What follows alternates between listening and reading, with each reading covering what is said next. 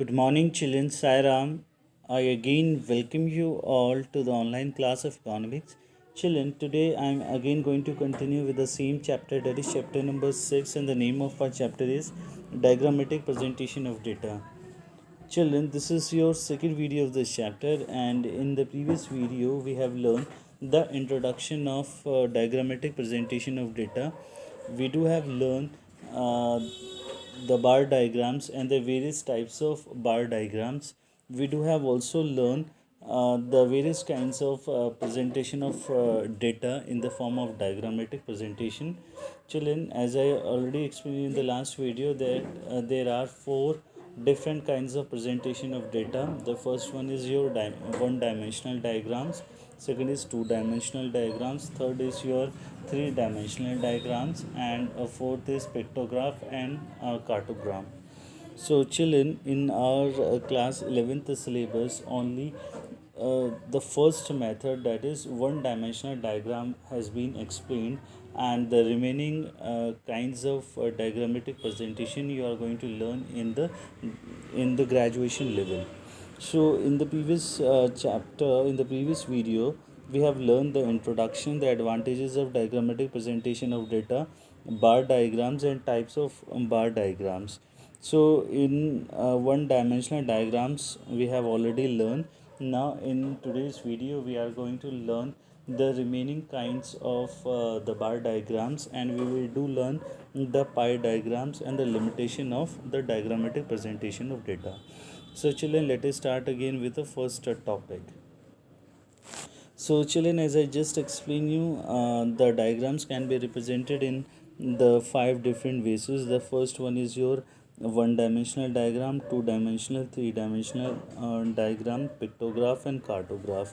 So all this from here, like from second dimensional to cartogram and a map diagram, this is going to be explained you in your further classes, but in class 11th you are only going to learn the one dimensional diagram. So in one dimensional diagram, as I just explained you, we have covered up the simple bar diagram, the multiple bar diagram, and the subdivided bar diagram. Now today we are going to learn the percentage diagram, broken scale bar diagram, deviation bar diagram, and this remaining like two dimensional and three dimensional diagram is just explaining you the various kinds of diagrammatic presentation. I'm going to explain you that there are other many different ways of presenting a diagram. So children, let us start again our remaining topics, that is the percentage bar diagram, broken, and the division by diagram. Children, what is, now we are going to learn the percentage bar diagram. Now what is a percentage bar diagram, children? Percentage bar diagrams are those diagrams which show simultaneously different part of the values of a set of data in terms of percentage. So like subdivided bar diagram, children, in this case also the data of one particular period or variable is put on singular bar, but in terms of percentage. In this percentage bar diagram we are going to represent the percentage value of the given data. So when a subdivided bar diagrams with which represents the percentage of total of each component instead of their magnitude is known as the percentage bar diagram. Children, each component of data is expressed as a percentage with respect to the corresponding total. So in percentage bar diagrams, all the bars will be of height 100, while the various segments of the bar representing the different components will vary in height depending on their percentage value of the total. So we have a question like the following data we have to be presented in the form of percentage bar diagram. So children, when we have to draw up the percentage bar diagram, what actually is given to us, children. We have given us the percent, we have given us the expenditure, the statement of expenditure of a family. Like here these are the various items, the components of an expenditure of a family's expenditure. Children, you just see here the family a monthly income is explaining is 25,000, and on this income, children, a family is spending 10,000 rupees on food, 5,000 on clothes, 4,000 on house rent, 4,500 in miscellaneous expenses, and remaining 1,500 this family saves. Now we have to present this data in the form of percentage bar diagram. So what exactly we have to do? We have to convert this individual expenditures item into the percentage values. Like if we want to convert this food, the expenditure on the food of family is 10,000, and we have to express it into the percentage. So what exactly we are doing is we are keeping 10,000 divided by 25,000 multiply with 100. So when any value is been representing, when so this expenditure we have to explain in a percentage.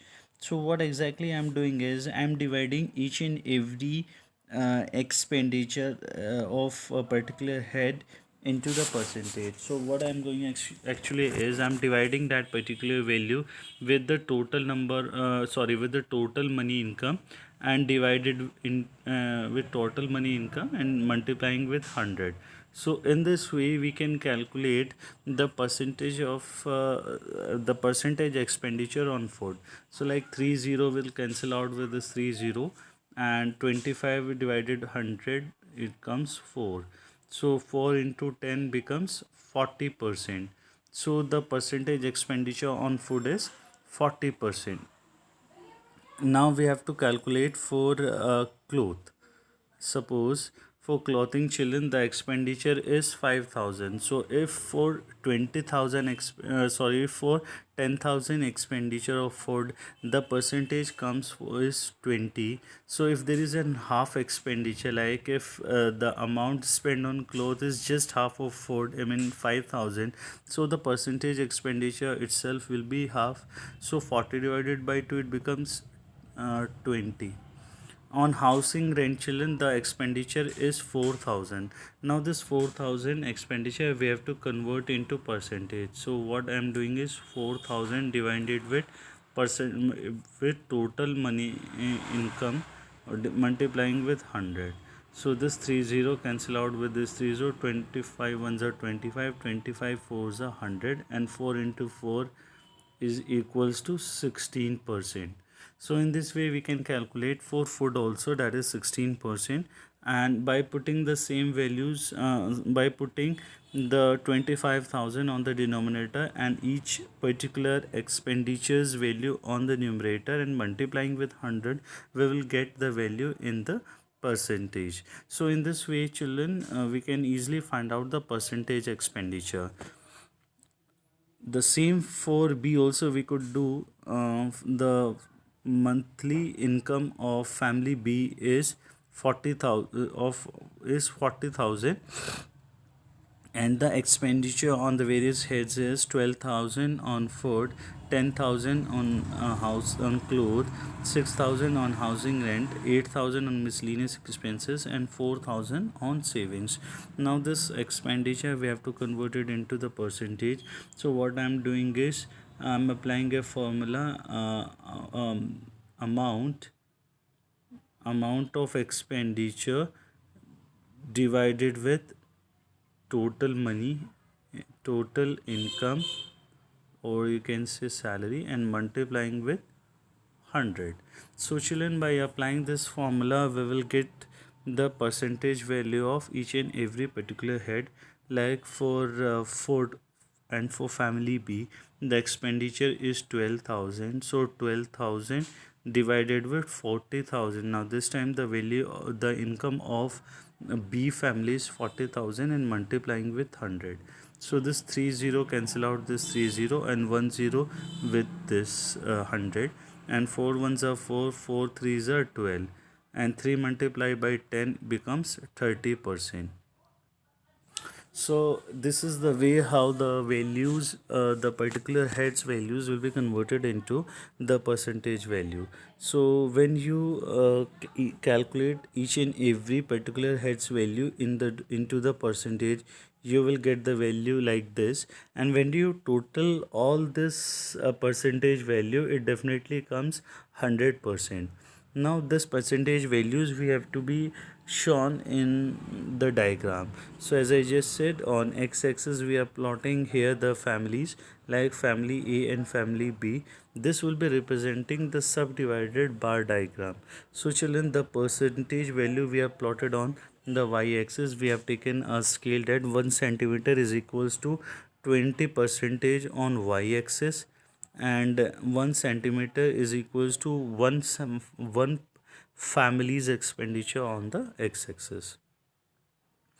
Thereafter, children, as there are food, cloth, housing, miscellaneous, and savings, this five items is been explaining here is, so we have given them particular you can identification, like food we are representing with this small dots. For clothing we are showing with this checks. For housing again there is a bigger dots. For miscellaneous it is showing like this, and savings we kept as blank.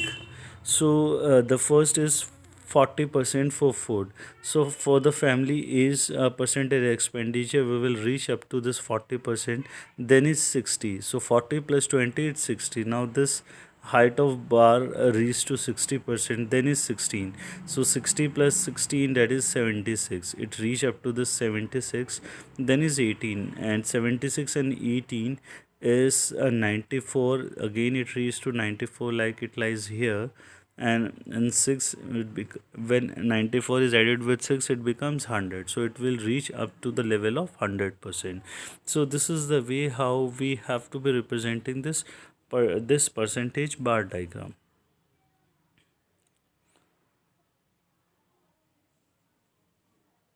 So now let us move on to the next topic. Now we are going to learn the broken bar diagram. So what is a bar diagram? Children, broken bar diagram, I mean this diagrams is used when value of some variables is very high or low as compared to others. So in order to gain space for the smaller bars of the series, or largest bars may be broken. So the value of each bar is written on the top of bars. So in this case, children, the bars will bigger terms or items may be shown in broken. So this diagram is used when the values of some variable is very high or low as compared to others. So we have taken one example, like we have an example like here we have to represent the exports of a company with a suitable diagram. So what actually we have given is, we have given year is 2012, 13, 14, 15 and 16. These are the exports of a company in this five particular years, and the exports are in thousands. Like in 2012 the export is 120 thousands of rupees. In 2013 it is 250. In 14 it is 3250. In 2015 it is 430, and in 16 it is 550. So children, one thing you're observing here, in the year like 2012 the export is only 120 thousands in rupees. And if you compare it, this is in 2014, but if you compare it with the year 2014, so in this 2014 the export is 3 lakhs 2000 now 3,25,000 is the total export in the year 2014. So children, when you're comparing these values, you will find that there is enough gap, there is enough differences between these values. So we have, I guess, we have to be presented in the form of diagrams. So this diagrams will be represented in this form. So children, on the x-axis, the number of years is been representing, like this is your x-axis, this is your y-axis. On x-axis we have plotted the number of years like 2014, 15, 16 and 12, 13, 14, 15 and 16. And we just see the maximum bars. The maximum bar is 3250, which is far more than the than the remaining given values.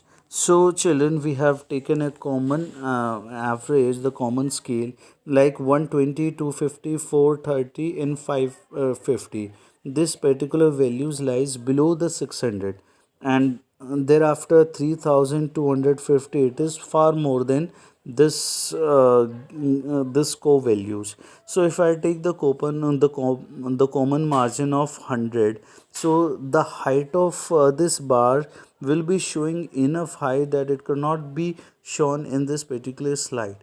So we'll take the values up to like 600 units, and thereafter we will block this bar's weight, and it shows like out of the 600 it is showing in in this particular diagram, and out of more values of this 600 will be shown in a particular box which representing 3250 uh, in 2050 rupees in crores. So as the sport of 2012 is 20, so we will take the height of this 2014 up to 120 thousands. So in 2013 it is 250, so we will take the bar up to 2250. For 2014 it is 3250. So we'll take this bar's height up to 600, because we feel that this is the value which is commonly in this values is a common showing gap in between of all this values of export showing in this particular 5 years. So we'll take this height of bars up to 600, and the remaining bars we will put up a break, and it will showing you in a form of box which representing like 3250 thousands of exports is been expressing in 2014. So thereafter in 2050 we will take up to 430, and in 60 we will taking it up to 550. So children, in this given examples, the smallest variable is 120 and the largest one is 3250. So there is much difference between the largest and the other values. So the diagrammatic presentation is done by using a broken scale as shown in the given figures. So this is your broken scale diagram. Now we are moving on to our next topic, that is deviation bar diagram. Children, what is deviation bar diagram? Children, in deviation bar diagrams, or you can say the deviation bar diagrams are used to compare the net deviation of related variables with respect to time and location. So bars representing positive and negative deviations are drawn above and below the baseline, and such type of diagrams representing the deviation in the magnitude as well as in the direction. So in this kind of diagrams, only deviations or differences are shown instead of presentation of original data. So we are taking one example to explain the concept of a deviation by diagram. Children, we have to represent the following data of net profit and loss of a company for a period of 5 years by the deviation bar diagrams. Children, the net profit and loss of the subsequent years are showing here like this, like in 2013 it is 150. Children, the profit is showing you in the positive values, whereas the loss is showing you in the negative values. Like here it is in the year 2011 the profit is 150 crores. In 2012 it is 220 crores. In 2013 it is 200 crores. In 2014 it is 70 crores, but in the year 2015 it is minus 50. I mean, in this year the company has earned a loss of 50 crores, and for 2016 as well the loss was 20 crores. Now these values we have to be expressed in the form of deviation by diagrams. So children, what basically the formula is, the positive deviation, that is the net profit is represented by bars just above the baseline, that is the values, or you can say the bars or the height of the bar diagrams showing a profit of any particular year is showing just above on the x-axis, and the lows we are representing just below of the baseline or below of the x-axis. So as I'm seeing, children, the years are representing here on the x-axis, whereas the profit or loss we are representing on the y-axis. So we have taken a scale that 1 centimeter is equals to 50 crores of profit on the x-axis just above the x line, and showing a loss of 50 crores just below the below the x-axis from the O point.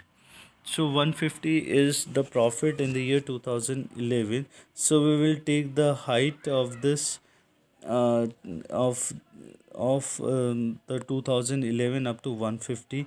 For 2012 we will take up to 220. For 13 we'll take 200s, because the profit earned in this year 2013 is 200 crores. For 14 it is 50, but when you have to draw the loss, you will draw the loss on just down of the x-axis, because children, the loss we are representing here like just down or below the baseline, that is minus 50, and for 2016 as well it is minus 20 crores. So the loss is 20 crores in the year 2016. So this is the way how we have to be drawn the deviation bar diagram. Now let us move on to our next topic, which is the pie diagram, which comes in basically the two-dimensional diagram. What is pie diagram, children? Similar to children, the subdivided pie diagram, a circle can also be partitioned into the section to show the proportion of various components. So such a diagram is known as a pie diagram. Pie diagram is basically a circle which is divided into the various segments showing the percentage value of a series.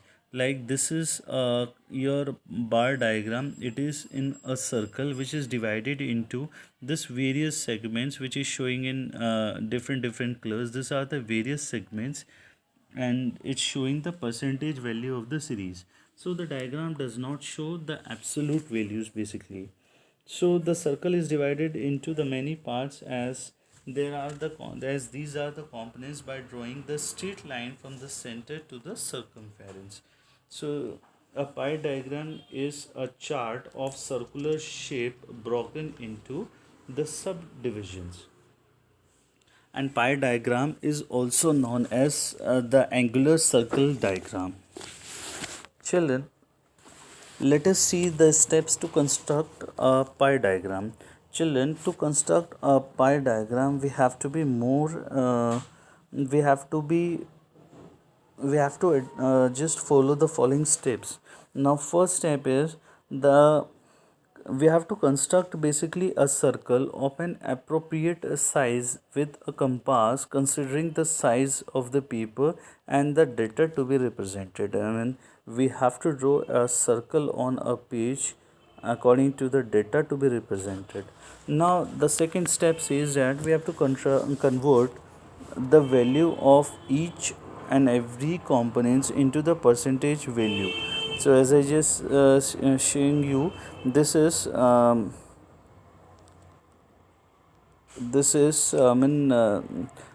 we have to convert the the percentage value into the corresponding degree of a circle. So, children, in the second step, what we are doing is we are converting the value of each various components into the percentage value of the total, as we have did in the subdivided bar diagrams. So in subdivided bar diagrams we have already learned this concept in which the particular item is being converted into the percentage value. So the same we have to be done in the pie diagram. So the second step is the conversion of the various components value into the percentage value. Now the third step says that the percentage values of each and every components are converted into the corresponding degrees in the circle. As we all know, since one circles contain 360 degrees of angles, and the percentage value of all the items are equal to 100%, so therefore we will find out one conversion, like if 1%, if 100 percentage of values are being expressed in 360 degrees of angle. Now if you want to if you want to convert 1 percentage value, then it will be equal to 360 degree divided by 100 is equals to 3.6 degree of angle. So simply each percentage value with 3.6 is to be multiplied to get the size of angles. Children, once we find out the all the corresponding angles, we can easily take a radius as a baseline to draw the angles which is represented with the first component. So the new line will becomes the base for the second component angular representation, and we will repeat this procedure up to up till all the components are represented. So when various components are being represented, then it should be represented by different shades designed in the color for the proper identification. So let's take one example, children. We have to represent the given questions into the pie diagram. So we are taking the previous examples, like the monthly expenditure of a family A is showing is like this, and this expenditure has been expressed in this various particular heads. Like on food, a family A is spending 10,000 rupees out of 25,000 of his salary. On clothing it is 5,000, on house rent it is 4,000, on miscellaneous it is 4,500, on saving it is 1,500. So when you add all these components expenditure, it comes a total 25,000. So all the income of family A is being spent in this particular heads. Now what we have to be do, we have to convert into the percentage. So how we are converting these values into the percentage, like the expenditure of family A on food is 10,000, and this 10,000 of expenditure is from the salary of 25,000. So we have to divide 10,000 by 25,000 and multiplying with 100. So once we did this work, we will get the value of percentage value on food. It becomes 40%. So this is how we are representing the percentage value of particular items expenditure. So the same we can find out with the others remaining items of expenditure. So this is how we are converting the percentage, the given value, into the percentage value. Now once we find out this percentage values, we have to be convert this into the angles.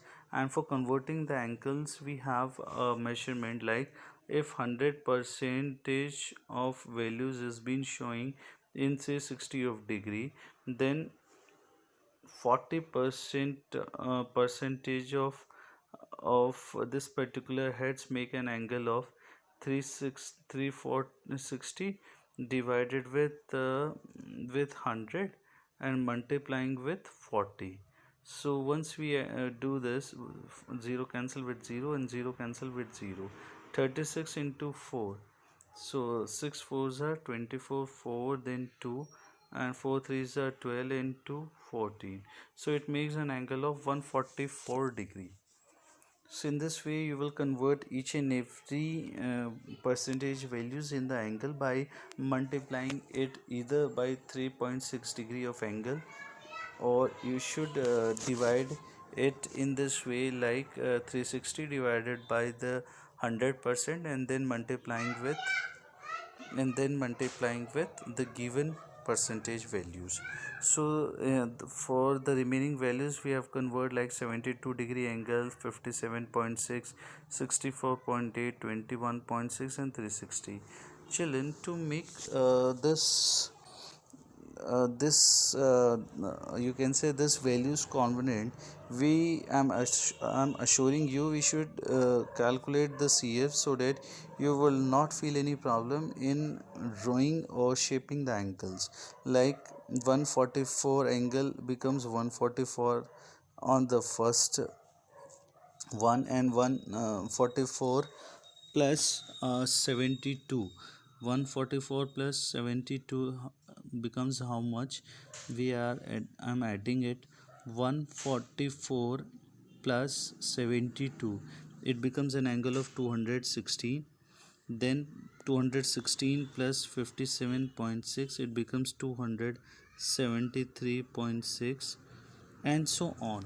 So now once you converted the percentage value into the given angles and you will find out the CF, it will become more convenient for you to draw a pie diagram. Like at first we have to drawn a circle as we have did in this one.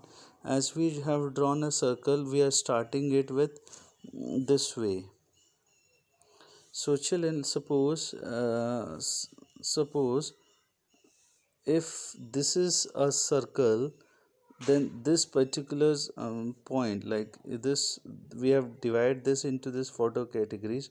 So this is the last point, angle, it is 360 degree, and from this circle is starting. So this is your 90 degree, this is your 180 degree, this is your 270 degree, and so on for 360 degree, and 0 degrees from this point. So we have to draw up to 144 degree of angle. Children, as you know, this particular area is 180, so maybe children 144 lies up till this point. So you have to be draw like this particular area is 144 degrees of angle, and it makes a 40 degree of percentage of food. Then we have the next one, which is 216. So 216 is like up till here it covers 180, so maybe 216 lies at this point. So we add this is your 20%, and so on. If we added this, we will not feel any problem, and in this way we do not need any D's or uh, any shape to make the circle or to draw the angle. We do not need any D's also, what I'm saying is. So this is the way how this pie diagram could be constructed. And in the same way, children, you can solve the second pie diagram, how to construct this with this given values. Like for family B, children, the same expenditure on food, cloth, housing, rent, miscellaneous and savings has been showing you here. You have to convert it first into the percentage, then into the angle, and you have to draw again this circle, and could show all the particular heads with their percentage value, and each and every component has been shaded with a different colors and with different identicals. So this is your pie diagram, children. Next, we have the advantages of diagrammatic presentation and the limitation of diagrammatic presentation. Children, the first advantages of a diagrammatic presentation is attractive and impressive. So once you do the diagrams in a clear and a better way, then it looks very attractive and impressive. It looks simple and easy to understand. Even a layman can understand it very easily and in a short time. Next is when you draw the given data in a diagrammatic presenting way, then it will very helpful in making comparisons. They save much time and energy. Diagrams leave good visual impact. I mean, if you look the diagram, it looks very good and aggressive, and diagrams gives a very clear picture of data. These are basically all the advantages of the diagrammatic presentation. Now we will learn the limitation of the diagrammatic presentation. The first limitation, children, the diagrams are very popular nowadays, but in spite of their usefulness, they have a certain limitations as well. So the limitations of a diagrammatic presentations are mentioned as below. Now the first one is limited amount of information. Children, diagrams provide limited and approximate informations. For details and precise informations, we have to refer the original statistical tables. It means it will giving you the limited information. It will not showing you the supporting income in other field also. Next is difficult in presenting the data with a greater accuracy. So, children, um, when we are presenting the diagrams, then the diagrams gives only a views idea of the problem, which may be useful for the common man, but not be for an expert who wishes to have an exact idea of the problem. So the presentation seems to be difficult of data with a greater accuracy. Next is misused easily. Social and the diagrams are capable of being misused easily. If wrong type of diagram has been used, it will give deceptive inference.